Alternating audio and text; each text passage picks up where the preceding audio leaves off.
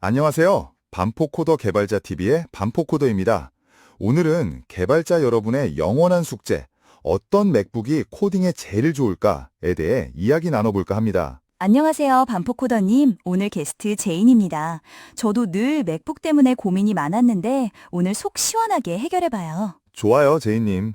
요즘 맥북 라인업이 너무 다양해서 선택하기 정말 어렵잖아요. 단순히 스펙만 보는 게 아니라 실제로 개발 워크플로우에 얼마나 잘 맞느냐가 중요하죠. 맞아요. 램은 얼마나 필요한지, 저장 공간은 충분한지, 발열은 없는지 고려해야 할 게 한두 가지가 아니더라고요. 그래서 오늘은 특별히 개발자 알렉스 지스킨드의 맥북 에어 M3, M2, 그리고 맥북 프로 M1 성능 비교 영상을 참고해서 이야기를 풀어볼까 합니다. 이분 정말 꼼꼼하게 테스트하셨더라고요. 오, 좋아요. 저도 그 영상 봤는데 정말 유익하더라고요. 특히 M3 맥북 에어가 개발자에게 궁극의 코딩 머신이 될 수 있을지 궁금했는데 오늘 제대로 파헤쳐 봅시다. 좋습니다. 자, 먼저 M3 맥북 에어. 외관상으로는 M2 모델과 크게 달라진 점은 없죠. 살짝 더 고급스러워진 느낌적인 느낌? 맞아요. 디자인은 여전히 예쁘고 가볍죠. 하지만 진짜 변화는 내부에 있다는 거. M3 칩 성능이 어마어마하다면서요? 네, 단순한 업그레이드가 아니더라고요. 알렉스님의 테스트에서 M3가 M2를 압도했고 심지어 M1 프로와도 싱글 코어 작업에서는 엎치락 뒤치락하는 모습을 보여줬어요. 와, 정말요? 어느 정도 차이가 났는데요? 예를 들어 C++ 싱글 코어 정렬 작업에서 M1 프로가 3분 55초 걸린 반면 M3 에어는 2분 58초 만에 끝냈대요. 거의 1분이나 단축된 거죠. 헐, 대박. 그런데 벤치마크 점수도 중요하지만 실제로 코딩할 때 얼마나 쾌적한지가 더 중요하잖아요. 그렇죠. 알렉스 님도 그걸 잘 알고 계시더라고요. 본인의 개발 워크플로우를 그대로 적용해서 테스트했대요. 엑스코드, 엔드로이드 스튜디오, VS 코드, 도커, 그리고 끊임없이 탭이 늘어나는 크롬까지. 아, 그거 완전 공감. 저도 항상 탭 20개는 기본으로 열어놓는 것 같아요. 다 똑같죠. 우선 기크벤치 벤치마크 결과 M3가 M2보다 확실히 좋았다고 합니다. 이미 맥북 프로 라인업에서 검증된 부분이기도 하죠. 벤치마크는 참고만 하고 넘어가는 걸로 하죠. 그럼 멀티코어 성능을 테스트하는 맨델브로트 파이썬 테스트 결과는 어땠나요? M3 에어가 외부 디스플레이 연결 시 44초가 걸렸어요. 내장 디스플레이보다는 살짝 느리지만 M2보다는 빠르죠. M3 칩의 성능 코어, 특히 싱글 코어 성능이 눈에 띄게 향상됐다는 걸 알 수 있었죠. 하지만 멀티코어 작업에서는 M1 프로가 더 좋았다고요?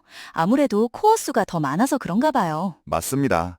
이번에는 엑스코드 벤치를 사용해서 대규모 엑스코드 빌드를 테스트했는데요. 싱글 코어 성능은 M3 에어가 압도적이었지만 멀티코어 성능은 M1 프로가 조금 더 빨랐습니다. 그렇군요. 확실히 엑스코드 작업은 코어 수가 중요한 것 같아요. 자, 이제 본격적으로 실전 테스트입니다. 알렉스님의 실제 대발 워크플로우를 그대로 적용해서 M3 에어의 성능을 확인해 봤는데요.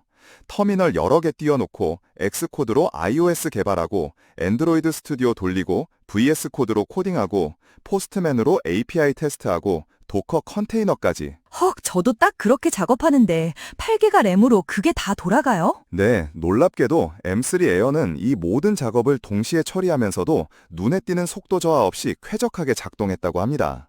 NX 모노레프 환경에서도 문제없이 돌아갔대요. 8기가 램인데도요? 맥OS 메모리 관리 능력이 정말 대단하네요. 맞아요. 알렉스 님도 8기가가 부족할 수 있다고 인정했지만 맥OS의 스마트 스와핑 덕분에 생각보다 훨씬 쾌적하게 작업할 수 있었다고 하더라고요. 하지만 엔드로이드 스튜디오나 도커처럼 메모리를 많이 사용하는 툴을 사용한다면 16기가 모델을 추천하셨습니다. 그렇죠. 램은 많을수록 좋으니까요. 그리고 M3 맥북 에어는 팬이 없잖아요. 발열은 괜찮았나요? 네, 알렉스 님이 발열 테스트도 꼼꼼하게 진행했는데요. CPU 사용량이 높은 작업을 장시간 실행했더니 2분 정도 지나고 나서 발열을 막기 위해 성능이 제한되는 스로틀링 현상이 발생했다고 합니다. 아하, 짧은 시간 동안 집중적으로 사용하는 건 괜찮지만 장시간 고사양 작업에는 한계가 있다는 거군요. 게임 개발이나 머신러닝 같은 작업에는 적합하지 않겠네요. 맞습니다. 그리고 이번에 M3 에어에서 듀얼 외부 모니터 지원이 추가됐잖아요. 이 부분도 테스트해봤다고 하더라고요. 오, 저 듀얼 모니터 진짜 필요한데 성능에 영향은 없었나요? 듀얼 모니터를 연결했을 때 약간의 성능 저하가 있었지만 그래도 여전히 훌륭한 성능을 보여줬다고 합니다. 다만 알렉스님은 애플이 M2 맥북 에어에도 듀얼 모니터 기능을 지원해 주길 바라고 있더라고요. 저도요. M2 사용자도 듀얼 모니터 쓰고 싶어요. 그런데 지금 시점에 M3 맥북 에어를 사는 게 좋은 선택일까요? 최근에 M4 맥북 에어가 출시되면서 가격이 많이 떨어졌더라고요. 오, 진짜요? M4 맥북 에어는 아직 써보지 못했지만 16기가 램 기본 모델이 $999라니 정말 매력적이네요. 맞아요. M4는 M3보다 훨씬 빠르고 효율적이라고 하니 예산이 충분하다면 M4를 고려해보는 것도 좋을 것 같아요. 그럼 알렉스님의 테스트 결과를 바탕으로 M3 맥북 에어는 어떤 사람에게 적합할까요? 알렉스님은 이렇게 정리했더라고요. 학생이나 일반 사용자에게는 당연히 좋은 선택이고 휴대성과 배터리 수명이 중요한 개발자에게도 꿈 같은 존재라고요. 가볍고 얇고 배터리 오래 가고 뭐 더 필요하냐는 거죠. 완전 공감. 저도 카페에서 코딩하는 걸 좋아해서 휴대성이 정말 중요하거든요. 그리고 영상 편집 작업도 파이널 컷 프로나 다빈치 리졸브를 사용한다면 M3 에어로 충분히 가능하다고 합니다. 그렇군요. 하지만 어도비 스윗 사용자라면 여전히 맥북 프로가 더 나은 선택일 수도 있겠네요. 맞습니다. 자, 그럼 M3 맥북 에어의 단점도 짚고 넘어가야겠죠? 네, 어떤 점을 주의해야 할까요? 먼저 쿨링 팬이 없기 때문에 장시간 고사양 작업 시 스로틀링이 발생할 수 있다는 점. CPU 사용량이 높은 작업은 2분 이내로 끝내는 게 좋다고 합니다. 그리고 램과 저장 공간도 고려해야겠죠. 네, 기본 모델도 훌륭하지만 오래 사용하려면 16기가 램과 1TB 저장 공간 모델을 추천합니다.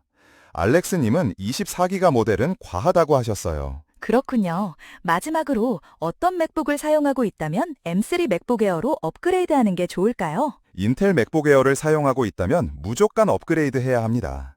M3 맥북 에어는 완전 다른 세상일 거예요. M1 맥북 에어를 사용하고 있다면 성능 향상과 중고 판매 가치를 고려해서 업그레이드를 고민해 볼 만하고요. M2 맥북 에어를 사용하고 있다면 듀얼 모니터 지원이 꼭 필요한 게 아니라면 굳이 업그레이드 할 필요는 없다고 합니다. 좋은 정보네요.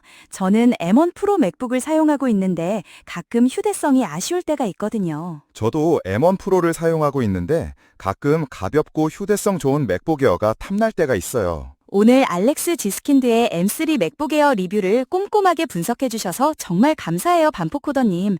덕분에 맥북 선택에 대한 고민이 많이 해결됐어요. 아닙니다, 제이님. 저도 오늘 제이님과 함께 이야기 나누면서 많은 도움이 됐습니다. 개발자 여러분께도 도움이 되었으면 좋겠네요. 맞아요. 맥북은 가격이 만만치 않으니까 오늘 방송을 참고하셔서 신중하게 결정하시길 바랍니다. 그럼 오늘 방송은 여기서 마무리하도록 하겠습니다. 다음에도 유익한 개발 이야기로 찾아뵙겠습니다. 시청해주셔서 감사합니다. 감사합니다.